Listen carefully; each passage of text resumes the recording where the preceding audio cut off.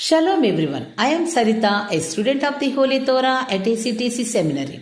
ప్రియ స్నేహితులారా, ఈ వారం తోరా పర్ష వైష్లాక్ అంటే మరియు అతడు పంపెను అని అర్థం.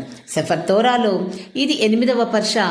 షెఫర్ బెరాషిత్ లేదా ఆదికాండములో ఇది 8వ పర్ష. ఈ పర్ష యొక్క 5వ అలియా వాక్య భాగము బెరాషిత్ ఆదికాండము 34వ అధ్యాయము 1 నుండి 35వ అధ్యాయము 11 వచనముల వరకు.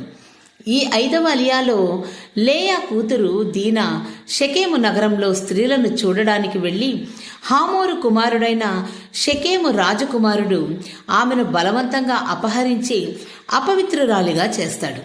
షెకేము దీనాను పెళ్లి చేసుకోవాలని కోరుతాడు. షీమోను మరియు లేవి కోపంతో నగర మగవాళ్లందరినీ సున్నతి చేయించుకోమంటూ మోసం చేసి 3వ రోజు వారు నొప్పుల్లో ఉన్నప్పుడు హామోరు షెకేము సహా అందరినీ చంపి దీనాని తిరిగి తీసుకొస్తారు. యాకోబు వారిని మనల్ని ద్వేషించేలా చేశారు అని మందలిస్తాడు. అప్పుడు ఎలోహిం యాకోబుకు బేతేలుకు వెళ్లి బలిపీఠం కట్టమని ఆదేశిస్తాడు.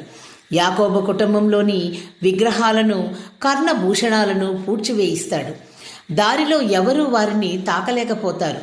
బేతేలులో ఎలోహిం మళ్లీ కనిపించి యాకోబు పేరును ఇజ్రాయేలుగా ధృవీకరించి, జనముల సమూహము నీ నుండి వస్తుంది, రాజులు నీ సంతానంలో నుండి పుట్టెదరు, అబ్రహాముకు ఇత్సాకుకు ఇచ్చిన దేశం నీకు నీ సంతతికి ఇస్తాను అని ఒడంబడికను పునరుద్ధరిస్తాడు.